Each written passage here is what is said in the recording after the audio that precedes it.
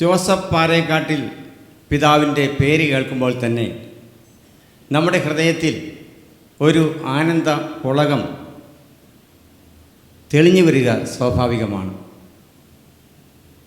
കേരള സഭയ്ക്കും ഭാരതസഭയ്ക്കും അദ്ദേഹം നൽകിയ ദിശാബോധം അത്രയേറെയാണ്. കേരള സഭയ്ക്ക് വേണ്ടി സ്വജീവൻ അർപ്പിച്ച അദ്ദേഹം ഭാരതസഭയ്ക്കും മഹത്തായ സംഭാവനകളാണ് നൽകിയിട്ടുള്ളത്. അദ്ദേഹമാണ് അങ്കമാലി എറണാകുളം രൂപതയുടെ അധ്യക്ഷനായി കർദിനാളായി വളരെ കാലം സേവനം അനുഷ്ഠിച്ചിട്ടുള്ളത്. അദ്ദേഹത്തെ എൻ്റെ 12ാം വയസ്സ് മുതൽ പരിചയമുണ്ടെന്ന് പറഞ്ഞാൽ ഒരുപക്ഷെ ഞാൻ വെറുതെ പറയുകയാണ് എന്ന് വിചാരിക്കാം. എനിക്ക് മുൻപിലത്തെ ഒപ്രീഷ്മ നൽകിയത് അദ്ദേഹമാണ്. അങ്ങനെ ഞങ്ങളുടെ ഇടവയിൽ വന്നപ്പോൾ അവിടെ നടന്ന മീറ്റിങ്ങിൽ അദ്ദേഹം ഒരു ചോദ്യം ചോദിക്കുകയും ഞാനതിന് ഉത്തരം പറയുകയും എനിക്കൊരു സമ്മാനം ലഭിക്കുകയും ചെയ്തു. അത് വളരെ സന്തോഷത്തോടുകൂടിയാണ് ഞാനിവിടെ അനുസ്മരിക്കുന്നത്. കൂടാതെ എനിക്ക് ഡീക്കൻ പട്ടം തന്നത് ബാംഗ്ലൂർ വെച്ച് അഭിവന്യ ജോസഫ് പാറേക്കാട്ടിൽ പിതാവാണ്. വൈദിക പട്ടം സ്വീകരിച്ചതിന് ശേഷം ഒട്ടേറെ പ്രാവശ്യം പാറേക്കാട്ടിൽ പിതാവിനെ കാണുവാനും അദ്ദേഹത്തിൻ്റെ ഉപദേശം സ്വീകരിക്കുവാനും എനിക്ക് സാധിച്ചിട്ടുണ്ട്. ഞാൻ 33 വർഷം കുടുംബദീപത്തിൻ്റെ എഡിറ്ററായിരുന്നു. ആ കാലങ്ങളിൽ അദ്ദേഹത്തിൻ്റെ നിർദ്ദേശങ്ങളും ഉപദേശങ്ങളും എനിക്ക് വളരെയധികം സഹായകമായിട്ടുണ്ട്. അദ്ദേഹത്തെ കാണുക, സംസാരിക്കുക എല്ലാം സന്തോഷകരമാണ്. അത്രയധികം സ്നേഹവും സൗഹൃദവുമാണ് അദ്ദേഹം എല്ലാവരിലേക്കും പകർന്നു നൽകുക. അതുകൊണ്ട് തന്നെ കർദിനാൾ മാർ ജോസഫ് പാറേക്കാട്ടിൽ പിതാവിനെ കാണുക എന്നുള്ളത് വലിയ ഒരു അനുഭവമാണ്. പരിചയമുള്ള നിങ്ങൾക്കെല്ലാവർക്കും അറിയാൻ സാധിക്കും അദ്ദേഹം ചെയ്തിട്ടുള്ള സംഭാവനകൾ എത്ര വലിയതാണെന്ന്. അതുകൊണ്ട് തന്നെ അദ്ദേഹത്തിൻ്റെ മഹത്തായ സേവനങ്ങൾ ലോകം മുഴുവനും അംഗീകരിക്കുകയും അദ്ദേഹത്തിന് നിരവധി പ്രാവശ്യം എല്ലാവരുടെയും പ്രശംസ പിടിച്ചു പറ്റുവാൻ സാധിച്ചിട്ടുണ്ട്. പിതാവ് എഴുതിയ 2 പുസ്തകങ്ങളാണ് ഞാൻ എൻ്റെ ദൃഷ്ടിയിൽ, ലിറ്റർജി എൻ്റെ ദൃഷ്ടിയിൽ. നിങ്ങൾ വായിച്ചിരിക്കും. ഞാൻ എൻ്റെ ദൃഷ്ടിയിൽ എന്ന പുസ്തകത്തിലാണ് അദ്ദേഹം സ്വന്തം ആത്മകഥ എഴുതുക. അതിനുശേഷമാണ് ലിറ്റർജി എൻ്റെ ദൃഷ്ടിയിൽ എന്ന പുസ്തകം അദ്ദേഹം എഴുതുന്നത്. ആ പുസ്തകത്തെപ്പറ്റി പറയുമ്പോൾ അത് വായിക്കുന്ന എല്ലാവർക്കും എത്രയേറെ വിജ്ഞാനവും സന്തോഷവുമെല്ലാം അത് പകർന്നിരുന്നു എന്ന് മനസ്സിലാക്കുവാൻ സാധിക്കും. അത്ഭുതകരമായൊരു കാര്യം പറയട്ടെ. ലിറ്റർജി എൻ്റെ പുസ്തകം, എൻ്റെ ദൃഷ്ടിയിൽ എന്ന പുസ്തകം എഴുതിക്കൊണ്ടിരിക്കുന്ന അവസരത്തിൽ അതിൻ്റെ അവസാനത്തെ വാക്യം എഴുതുവാൻ അദ്ദേഹത്തിന് സാധിച്ചില്ല. ആ സമയത്ത് ആരോ മുറിയിൽ മുട്ടുകയും അദ്ദേഹം പുറത്തേക്ക് ഇറങ്ങുകയും ചെയ്തു. പിന്നീട് അദ്ദേഹം ആ മുറിയിൽ കടന്നിട്ടില്ല. അദ്ദേഹം മരണമടഞ്ഞു. അങ്ങനെ കാലം ചെയ്ത ജോസഫ് പാറേക്കാട്ടിൽ പിതാവിൻ്റെ അവസാനത്തെ വാക്യം മാത്രം അവശേഷിച്ചിട്ടുള്ള ഒരു പുസ്തകമാണ് ലിറ്റർജി എൻ്റെ ദൃഷ്ടിയിൽ. ഈ പുസ്തകത്തെപ്പറ്റി പറയുമ്പോൾ നമുക്ക് അഭിമാനിക്കുവാൻ വളരെയേറെ കാര്യങ്ങളുണ്ട്. ഇന്ന് എറണാകുളം അങ്കമാലി രൂപതയിലെ പ്രശ്നങ്ങളെല്ലാം നിങ്ങൾക്കറിയാം. ആ പ്രശ്നങ്ങളെപ്പറ്റി ചിന്തിക്കുമ്പോൾ ഈ ലിറ്റർജി എൻ്റെ ദൃഷ്ടിയിൽ എന്ന പുസ്തകം എന്തുമാത്രം സഹായമാണ്, സ്വാധീനമാണ് നമ്മിൽ ചെലുത്തേണ്ടതെന്ന് നമുക്ക് മനസ്സിലാക്കുവാൻ സാധിക്കും. ഈ പുസ്തകത്തിൻ്റെ ഉള്ളിലേക്ക് കടക്കുമ്പോൾ ഇതിൻ്റെ ആ സവിശേഷതകൾ നമ്മെ കൂടുതൽ ആകർഷിക്കാതിരിക്കുകയില്ല. ബഹുമാനപ്പെട്ട ആബേലച്ചനാണ് ഞാൻ എൻ്റെ ദൃഷ്ടിയിൽ എന്ന പുസ്തകവും ലിറ്റർജി എൻ്റെ ദൃഷ്ടിയിൽ എന്ന പുസ്തകവും പ്രസാദനം ചെയ്തത്. അദ്ദേഹത്തിൻ്റെ സ്വാധീനം കുറെയെല്ലാം പിതാവിലേക്ക് പകർന്നു പോയിട്ടുണ്ട്. അദ്ദേഹത്തിൻ്റെ ആശയങ്ങൾക്ക് വലിയ സ്വാധീനമാണ് പിതാവിൽ പകർന്നു വരുവാൻ സാധിച്ചിട്ടുള്ളത്.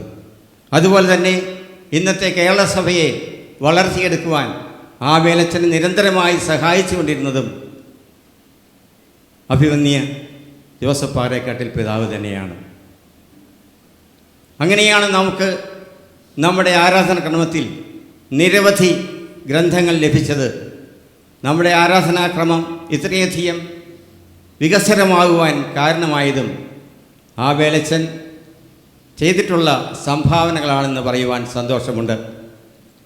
അതിലെനിക്കും അല്പം അഭിമാനമുണ്ട്. കാരണം എൻ്റെ അപ്പാപ്പൻ്റെ അനുജനായിരുന്നു ഫാദർ ലുദിവിക് കുനിയന്തോടത്ത്. അദ്ദേഹം വലിയ സുറിയാനി പണ്ഡിതനായിരുന്നു. 5000 പേജാണ് അദ്ദേഹം സുറിയാനിയിൽ നിന്ന് മലയാളത്തിലേക്ക് വിവർത്തനം ചെയ്തത് ആബേലച്ചനെ ഏൽപ്പിച്ചത്. ആബേലച്ചൻ ആ വിവർത്തനത്തിലൂടെയാണ് തൻ്റെ കൃതികളെല്ലാം രചിച്ചതും ഗാനങ്ങൾ നമുക്ക് സംഭാവന നൽകിയതും. അതുകൊണ്ട് തന്നെ സുറിയാനി ഭാഷയിലെ പുസ്തകങ്ങളെല്ലാം മലയാളത്തിലേക്ക് കൊണ്ടുവരുവാൻ ആബേലച്ചനിലൂടെ സാധിച്ചു എന്നുള്ളത് സന്തോഷകരമായ കാര്യമാണ്. എന്തുകൊണ്ടാണ് മാർ ജോസഫ് പാറേക്കാട്ടിൽ അനഭിമതനായി ചിലർക്കെങ്കിലും തോന്നുന്നതെന്ന കാര്യം എടുത്തു പറയേണ്ട ആവശ്യമാണ്. അത് ലിറ്റർജി എൻ്റെ ദൃഷ്ടിയിൽ എന്ന പുസ്തകത്തിലെ ഏതാനും വാക്യങ്ങളിലൂടെ ഞാൻ ഇവിടെ അവതരിപ്പിക്കുവാൻ ആഗ്രഹിക്കുന്നു. ലിറ്റർജിയെ സംബന്ധിച്ച് എനിക്കുള്ള ആശയങ്ങൾ രേഖപ്പെടുത്തുന്നത് ഈ സന്ദർഭത്തിൽ ആവശ്യമാണെന്ന് തോന്നുന്നു.